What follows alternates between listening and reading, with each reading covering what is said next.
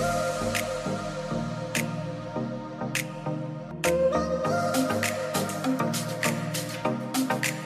welcome back to another episode of the Sinead Says podcast. We've done 50 episodes, guys. This is 51. Forgot to be excited about it last week. 50 episodes. That is mental. And sometimes I forget about speeches and stuff. And I'm like, Sinead, you literally spoke for 50 hours. You've got enough material. You're grand. So, congratulations to me on the 50 podcast, or the 50 podcast. Yeah. That's good going, considering we just started it for the crack, and here we are 50 episodes later. So this week, right, we're doing a solo episode because we have been talking about Love Island over my Instagram, where you are very intrigued by me analysing random things about, and I was analysing masculine and feminine energies between people, and you were like, oh my god, didn't know about all this, like, let's talk about it. So we're going to talk about that today, and we're just going to have a little catch up, and we're going to talk about, you know, different things that have come up in Love Island, and just, you know, about those energies and how you can use them to your advantage if you know your own strength, because we have different strengths. So first of all, big shout out to the sponsors, BetterHelp, which is an online counselling platform where you can get a therapist online. You can Zoom call, you can message, and I've learned a lot of my masculine, feminine energy stuff through therapy. So if you want to give it a chance, it is 10% off with my discount. And that is betterhelp.com/Sinead, betterhelp.com/Sinead. So I just want to get into it. The reason why we're bringing up masculine and feminine energy is because if you're watching Love Island, if you're not, I don't know if this, you might still get it. So basically, I made the suggestion of why Jay and Ekansu were not vibing. And you were like, oh, really? So what is this masculine, feminine within you? And why do we need to know about it? And what part does it play, and where does it come from? So all of us have masculine and feminine qualities. Some of this is like genetic, and some of it comes from the influence of the parent, especially of the opposite sex. But in the need to present a consistent identity in society, we tend to repress these qualities, and we can sometimes like over-identify with rather masculine or feminine, and the roles that are expected of us, depending on, you know, what era we grew up in, etc. And sometimes our thinking and ways of acting become really rigid, and our relationships with members of the opposite sex suffer as we project onto them our fantasies or hostilities. So we really need to become aware of these lost masculine or feminine traits and slowly reconnect to them. And this will unleash, you know, some creative powers in the process, and you will become more fluid in your thinking when you can reconnect to both. And in bringing out the masculine or feminine undertone of your character, you will fascinate people by being truly authentic. So you just want to move away from what's expected of you. So don't play the expected gender role, but rather create one that suits you. And it's also known as Yin and Yang Energy, some of you may know as well. So it's not really about genders, it's literally about these two opposite energies like interacting with each other. And it's sort of about, you know, as we grow up and the things that happen to us really place us into these each energies, but like we were born with like a true balance of energies, I think, and we need to bring them out to have our true authentic self, because some of us feel like we need to be really feminine, especially like if we grew up in a different area, you know, like, you know, when my mum grew up, like they were all like housewives and they were really nurtured and stuff, so they really probably felt like they needed to be feminine. So growing up, if some of them actually did have masculine qualities, they would have dampened their feminine or their masculine, and then that would sort of play havoc in a relationship because they actually are masculine, but they're, you know, having this persona as feminine.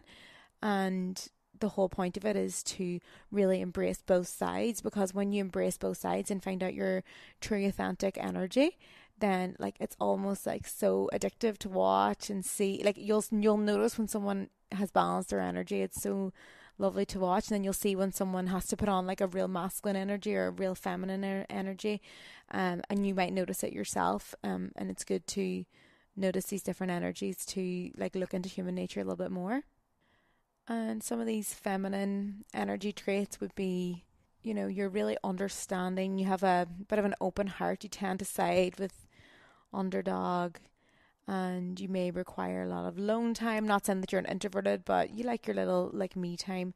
You're more, if you're in your feminine side, you're very honest, you're very vulnerable, you have a lot of integrity, you're wise, and you can connect deeply with, other people. If you're kind of imbalanced in your feminine, because you can be such an empath, you take on a lot of energy of any environment you're in or any relationship you're in, and it can be very disempowering because you get really upset and sensitive over things. And if you're too much in your feminine and not taking that stand as masculine energy, you can sometimes just sit there, and it's good to have that balance.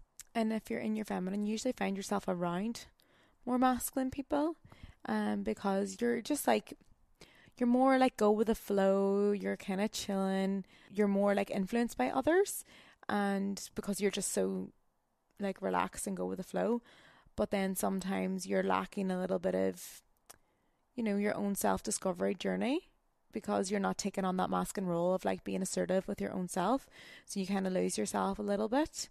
But, you always create a safe place for anywhere to go, and you're very, expressive with your feelings, and you're very open.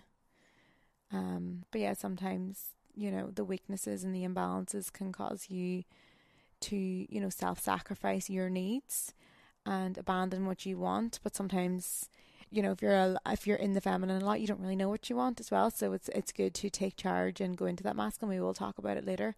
Yeah, that's just some of the feminine qualities. And then masculine is more, you're open-minded, and you just expect a little more in life, and you tend to be very passionate and playful, creative, and you just your limitations, and you just have a bit more push and a bit more drive. You really are like a boss, and you do a lot of problem solving, and you're just sort of tapped into the bigger picture, and you have your eyes on the prize. There's loads of different stages of this energy. Like you could be like one scale really masculine and one scale really feminine, like but you probably will notice yourself in some of those traits as well. But then if you're more sort of in the masculine, you can sometimes become a little bit, stuck and ungrateful, because you want more. You see a bigger picture, so you're not like sitting and nurturing yourself and giving yourself compassion. You are always looking ahead. So that's why sometimes you need to tap into that feminine. That can just be a weakness, that you always want more, you always want more. So it's good to have the balance. There's some stories in books and all, people hit midlife crisis and stuff like that. And sometimes it's because they're repressing some of these natural traits that they have, just because society wants you to be feminine or wants you to be masculine. And if you truly are another way, then having these repressed energies and emotions in you can sometimes lead you to have like a bit of midlife crisis. And a lot of people can, it's basically just not being your true authentic self. It can sometimes lead to bouts of anxiety. And yeah, it's good to tap into which energies and know which one you are, and know how to like bring up both so you can really flourish. When it comes to masculine and feminine energy, it can come from your DNA. It can come from things that happen to you and how you are with your parents, and things that happen in your childhood, and what energy you're more dominant in. I'm personally more dominant in masculine energy. You might see that from me. I am I'm driven, I'm less, although you might see emotional sides to me, I'm actually less emotional than, more feminine people. I am very independent. I rely on no one to look after me, and I'm just, straight to the point. So I know I'm masculine. Like I like to be fair, in my romantic relationships, this does apply to friendships and romantic relationships, but I'd say in my romantic relationships, I would be more prone to being, more masculine and in control. Not in control, that sounds like I'm controlling, but I make the plans, and I'm like, okay, it's what we're doing, blah blah blah. So we will talk about my experience with masculine and feminine energy, because I've learned a lot over the years, and even in being in this relationship with Jack as well has taught me so much about my own energy and how we need to have the balance of both, because that's when we're at our strongest, when we balance both. So let's firstly talk about Jay and Ekansu. So basically, they weren't vibing, and everyone was like, oh, actually, they just don't get on. And I'm like, this is the whole point of human nature. Like, for you to ask deeper, why don't these people get on? And why is one person more suited to another? Because somebody could turn around and be like, oh, Sinead, I want a Jack in my life. And I'm like, yeah, but your energy wouldn't be able to cope with Jack, because, you know, if Jack went out with someone really, really feminine, because Jack is, you know, he does listen to my podcast, so he's got a bit more of a feminine energy. You know, he goes with the flow. He's a bit softer. He's a bit more gentle. Yeah, you know, like if he went out with someone who was super feminine is someone who wants to be looked after, and and Jack wouldn't. The both of them basically wouldn't be making any plans. Do you know what I mean? Because she wants to be looked after, to be more nurtured, and you know, I think he wants to be nurtured as well. So that's like the feminine energy together would just like end up her thinking that he doesn't like her, because she's like, well, why don't you do all this stuff for me? And he's like, well, what do you mean? Like, so yeah, let's get back into Jay and Ekansu. Okay, so basically Ekansu for me has a very masculine traits, and people are like, hey, but she's so anxious, and I'm like, it doesn't matter, she still has masculine traits. Like, she's very confident, and just because you're confident, guys, doesn't mean that you're secure. You can tell that she's a little bit insecure as well, but she's confident, she knows what she wants, she's independent, she seems driven, she knows what she goes for what she wants. So those are like masculine traits. And so Jay, people are also asking, like, why do you think Jay is so masculine? Like, where are you getting this out of? And I'm like, it's just a suggestion for you to think deeper. So a hyper masculine guy is someone, you know, who's into the gym and has all these masculine traits, and, you know, wants to be like the more dominant one. And this comes from having repressed feminine energy. So you can see Jay, or anyone who's like, as you can see, is like a hyper masculine person, likes to be in control and, you know, takes, you know, the charge. That with, like, for example, let's just say Jay is hyper masculine. I'm not saying he is, like, this was just a suggestion for people to think. They usually have repressed feminine energy because usually they have a role model or a dad that, you know, say they wanted to express emotions. He'd be like, no, don't express emotions, so and so and so and so on. You will notice that more feminine men come from backgrounds where the mom or the dad wasn't around as much, or didn't really have an input in the parent in the raising, because they don't have this impact, because they are allowed to be themselves. So like the mother would be like, come on, talk to me, blah blah blah. They become more feminine. And so basically, if you pit a masculine woman with a masculine man, then they're going to mesh, because a masculine, like, it's more dominant, so it's not like they're fully masculine, like they have these traits. So anyway, if it's a more dominant masculine man and you pit them with a masculine, more dominant woman, like I'm a masculine dominant woman, for example, and so basically he wants feminine. But why does he want feminine? It's because he repressed all these feminine energies and feminine traits when he was younger, and he's really searching for them in someone else. And that is why it works sometimes, and that is why maybe it didn't work out for you and someone else. Why things work is me and Jack work because I'm more masculine and he's more feminine. So if he was more masculine, it really triggers me, because it reminds me of, you know, wanting attention and love in childhood, and that really triggers me. So it depends which way you take your, you know, your childhood and things that have happened to you. And yeah, so I basically have mommy issues. And then he's a mommy's boy, so like he's so loved, and like he wants someone to look after him like his mom.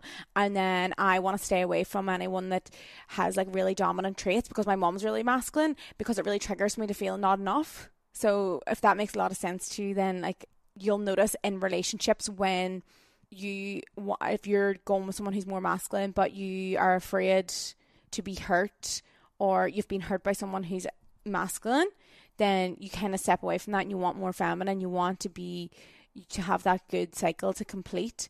But there's types of where it goes wrong. Like, for example, the hyper masculine guy wants a really feminine woman because that makes him feel like complete, and like all his repressed desires and emotions become within this person.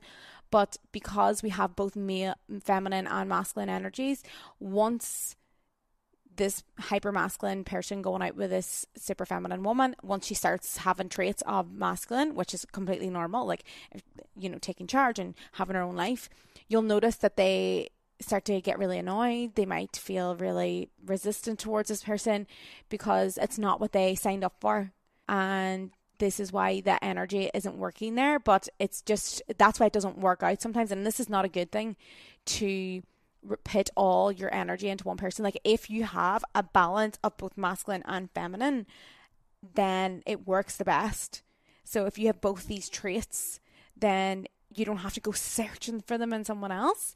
But sometimes, obviously, there's just a more dominant energy, and that's how it works. I am so in my masculine, right? But I didn't really know I'm so in my masculine. I just think I'm an independent woman. I'm just like flirting about life and whatever. But when you're being a too masculine woman, I think, like, this is just my opinion, you can really over dominate your partner, and that's when attraction can just go away. So I noticed that in myself whenever me and Jack went to Bali, and I was so masculine, you know, I'll get this and I'll get that, and it's my house and blah blah blah, you work for me and blah blah blah and all this whatever. And I thought, this will be grand, because and all of my relationships never work out because they don't want to go along with what I say. And I was like, well, if they don't want to come and, you know, work for me, then how's it going to work? Like, blah, blah, blah, like all this. Like, I feel like that's such a masculine thing to say. But like, when I noticed this, so then when I got this balance of me being really masculine, but then that didn't work.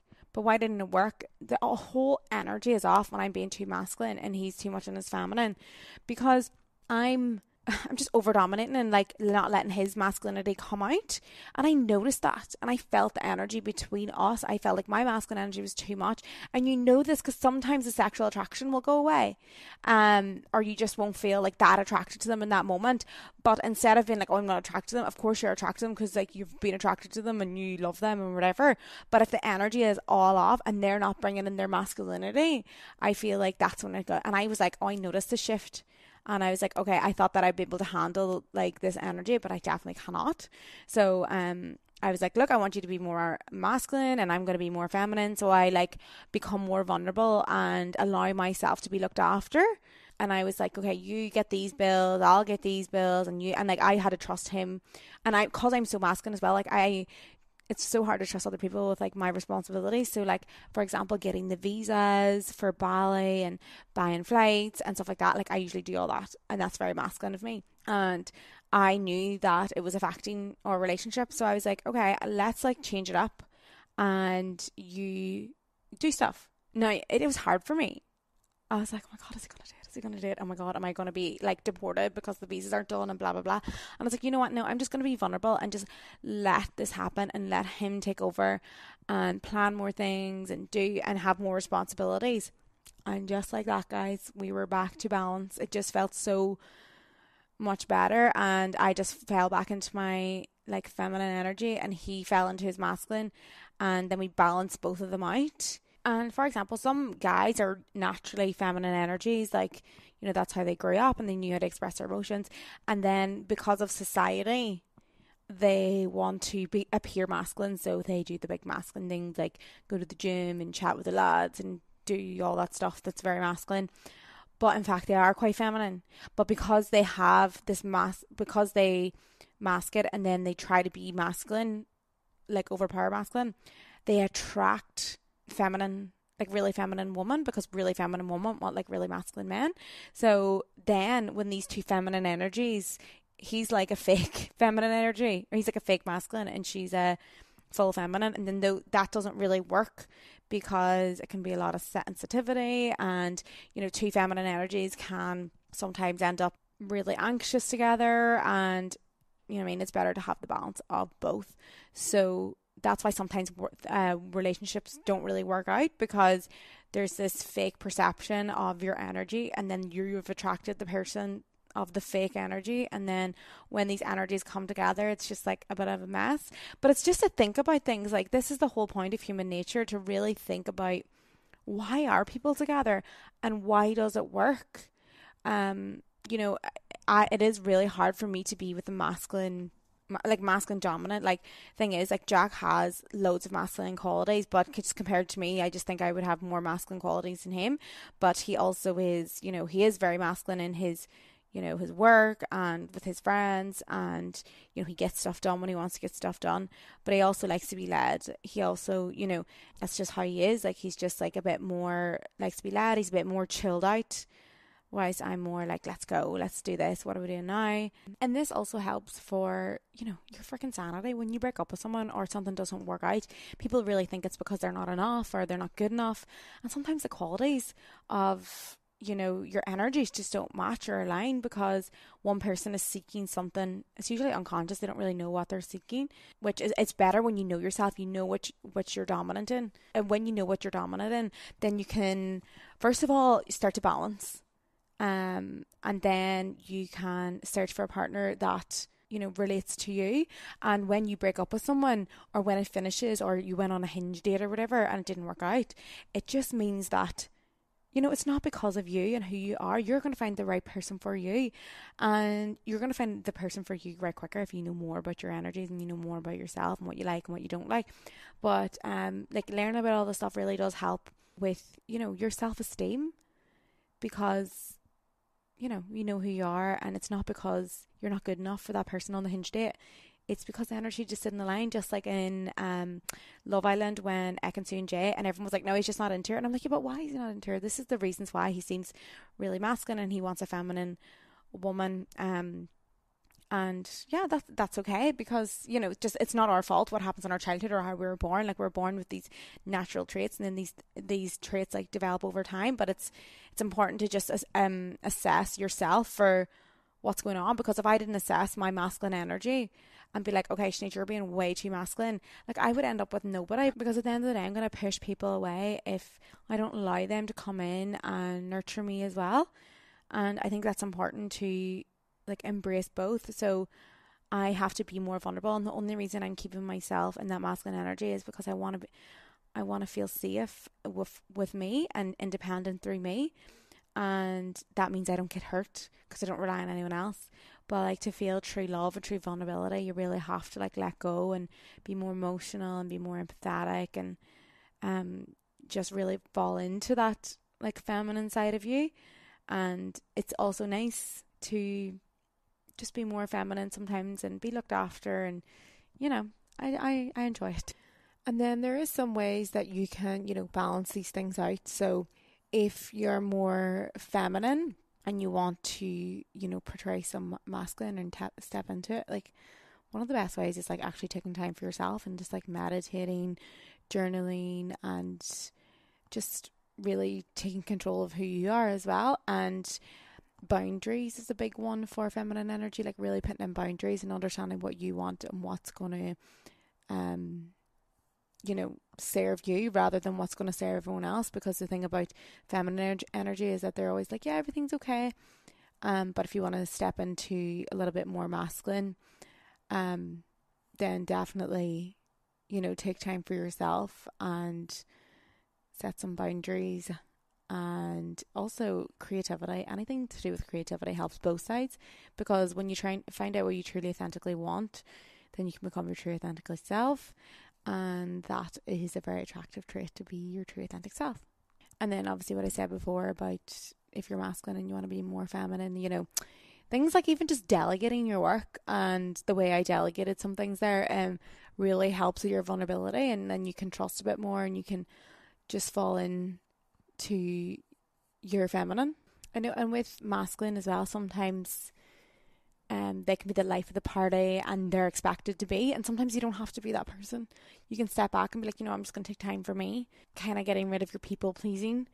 And again, with masculine, having your own boundaries as well. And the next thing I want to talk about is like the attachment types, because people love differently, and I feel like people are forgetting that, because especially on Love Island, you can see Luca and Gemma, whenever Luca was supposed to get to know someone else, and he was like, no, I'm going to sleep in the doghouse, like, you know, I want you, I know I want you.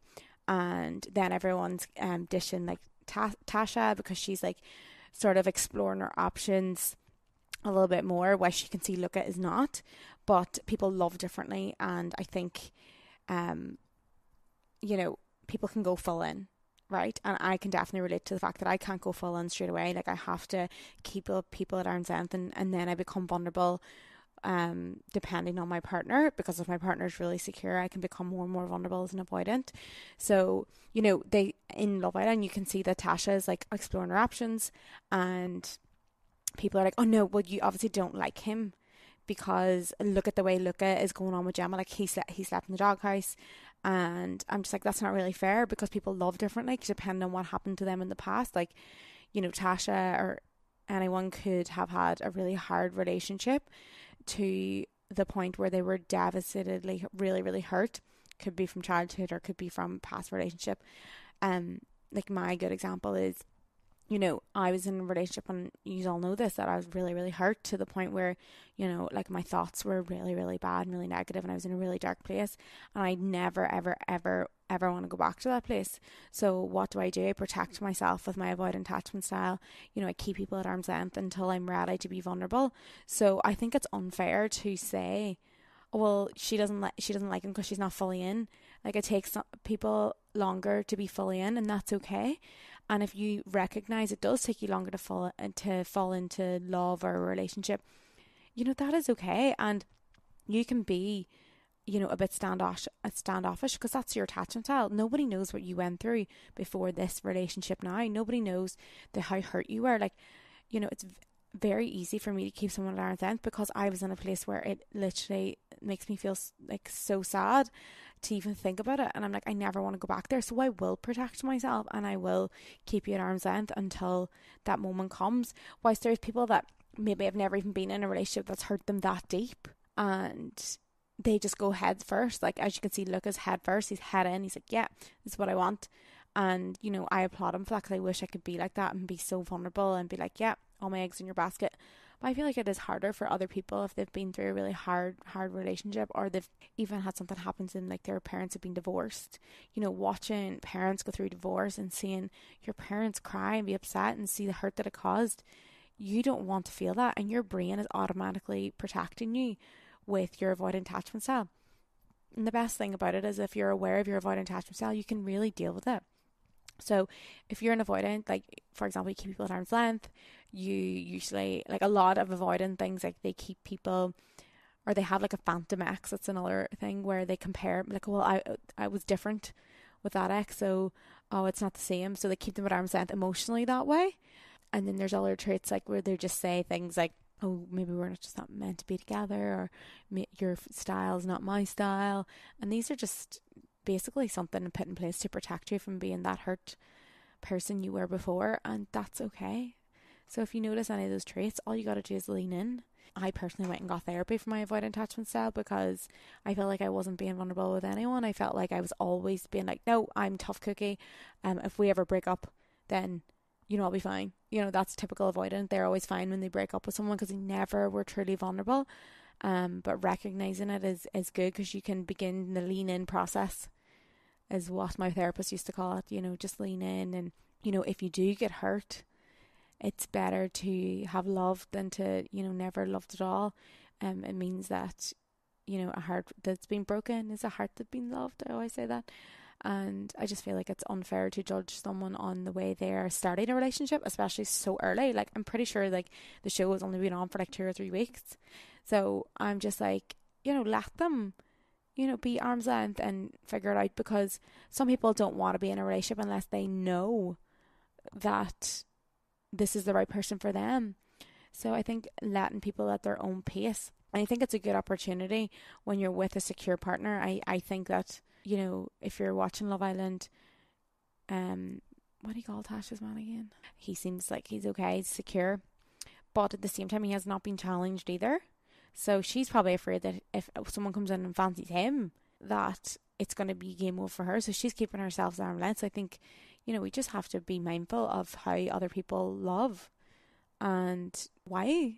Because you can sit there and be like, no, she's just not that into him. But I'm like, okay, why is she not that into him right now? And why is she keeping him at arm's length? Because something could have happened to her in the past. And she even said, I kind of do this a lot in relationships.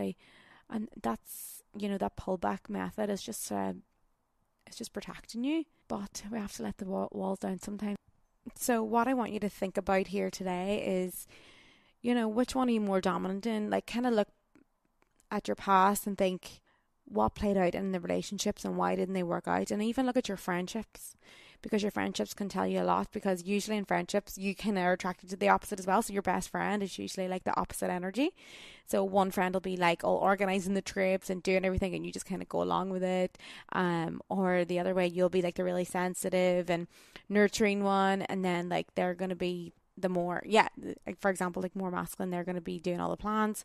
And just kind of look into that in yourself and ask yourself, how can you balance it out? You know, I can only speak from my own experience of my own balancing, because I'm more masculine, and you know, I am more masculine because I seen masculine as well. Like you can look at your parents and what dynamic is there. It's like my mom has very masculine traits, like she's in control, she does you know, most of the things, but she's also very feminine because she likes to be looked after, she likes to be nourished. But yeah, like looking at those, even I look at my granny, you know, she's makes the plans, she's, you know what I mean? So like I get my masculine traits from them as well. And you can look back at those and see where you are on this energy scale, and then find out how to become more balanced. And for me, you know, as a masculine female, I try to be more vulnerable and more emotional, and I try to be more creative, because feminines usually really creative and usually in flow, whilst masculine can be a bit more structured. It's so funny because anyone who's my friends probably like, Sinead, you're not structured, but I'm like, yeah, because that's my feminine side. My feminine side is like go with the flow and be a bit creative as well.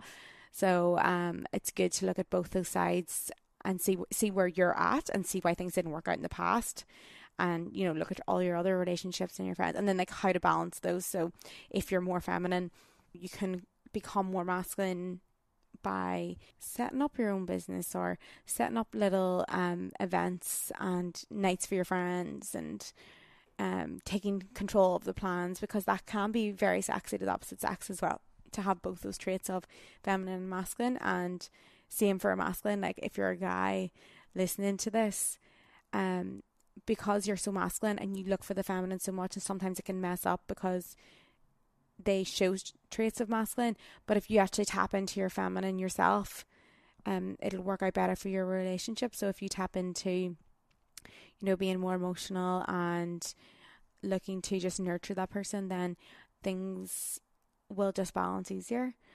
So yeah, like I think I just need someone on the podcast to like talk more about this, because I feel like it's an interesting topic, and I can only speak from my own experience in those energies, because I'm like, oh, I don't know what it's like to be the other one.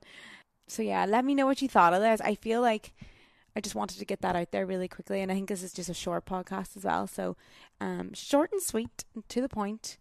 And yeah, it's just nice to think into human nature and get really, really into it, and it excites me to know why people are the way they are, why they do that, why people don't work out, why friendships don't work out. And yeah, so hope you enjoyed this podcast, and don't forget to leave a review.